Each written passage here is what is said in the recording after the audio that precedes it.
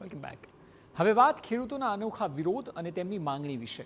દેવભૂમિ દ્વારકામાં ખેડૂતો દ્વારા અનોખો અને પ્રતિકાત્મક વિરોધ કરવામાં આવ્યો હતો. મોટી સંખ્યામાં ખેડૂતો મોઢા ઉપર હાથ રાખીને મૌન ધારણ કરી કલેક્ટર કચેરીએ પહોંચ્યા.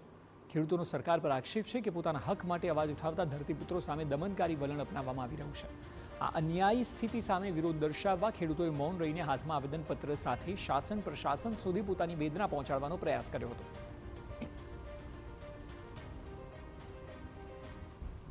કલ્યાણપુર તાલુકાના ચૂર, ચપર, કાનપર, શેરડી, દુધિયા, રાજપરા બધા જ ગામના ખેડૂત મિત્રો ભેગા થયા છીએ.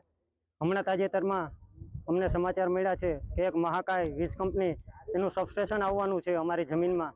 તો એના વિરોધ રૂપે, કારણ કે ઓલરેડી અમારે સાની ડેમ બન્યો ત્યારે અમારા મોટા ભાગની 70% જમીન છે તે ડેમ એરિયામાં અમારી વહી ગઈ છે. હવે રહી કઈ જમીન છે એના ઉપર અમારી ફળદ્રુપ જમીન છે.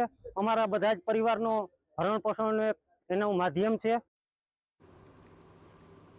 ખેડૂતોના જણાવ્યા અનુસાર કાનપર, ચૂર, ચપર, રાજપરા અને કાનપર શેરડી ગામોની આશરે 200 જેટલી એકર જમીન પર મહાકાય સબસ્ટેશન બનાવવાની હિલચાલ ચાલી રહી છે. સબસ્ટેશન ઉપરાંત 765 કેવી, 800 કેવી અને 1200 કેવી જેવી અતિ હાઈ વોલ્ટેજ વીજ લાઇનો અને મોટા થાંભલા ખેતરોમાંથી પસાર થશે તો ફળદ્રુપ જમીન અને રોજગારી પર ગંભીર અસર પડશે, જેથી આ વિસ્તારમાં સબસ્ટેશન ન બનાવવાની માંગ ઉઠી છે. જતો હાઈવે નેશનલ છે, એ હાઈવે નેશનલમાં જે અમારે વાડી જવાનો ગાળો જે ખુલ્લો હતો એ છેલ્લા 15-20 દિવસથી બંધ કરી દેવામાં આવ્યો છે. એટલે તમામ ખેડૂતને ગાડું લઈને કે ટ્રેક્ટર લઈને 8 કિલોમીટર આગળ જવું પડે, પાછું 8 કિલોમીટર આવવું પડે અને પછી પોતાની વાડીએ જઈ શકાય છે. અને 90% લોકોની જમીન છે એ હંજળાપર ગામથી રોડ ક્રોસ કરીને જવાની છે. એટલે અમારા હંજળાપર ગામના 90% ખેડૂતો છે એ અત્યારે બહુ એકદમ દુઃખમાં છે. બીજી તરફ દ્વારકા જામનગર નેશનલ હાઈવે પર હંજડાપર અને દાતરાણા ગામના પાટિયા પાસે બંધ કરાયેલા એક્સેસ સામે પણ ખેડૂતોમાં ભારે રોષ છે. રસ્તો બંધ થતાં ટ્રેક્ટર અને ખેતીના સાધનો સાથે ખેતરે પહોંચવા માટે 8 થી 16 કિલોમીટર સુધીનો મોટો ફેરો ફરવો પડે છે. આથી જૂના માર્ગ પર હાઈવે એક્સેસ તાત્કાલિક પુનઃ શરૂ કરવાની માંગ કરાઈ.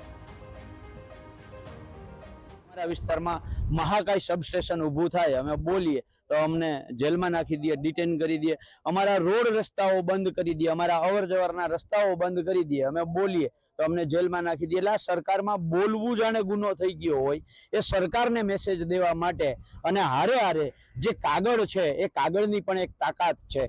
એટલે અમે મૌન રહી અને અમારો કાગળ બોલે, બરાબર છે, એ રીતે આજે વિરોધાત્મક કાર્યક્રમ કરી અને અહીંયા આવેદનપત્ર આપવા આવ્યા હતા.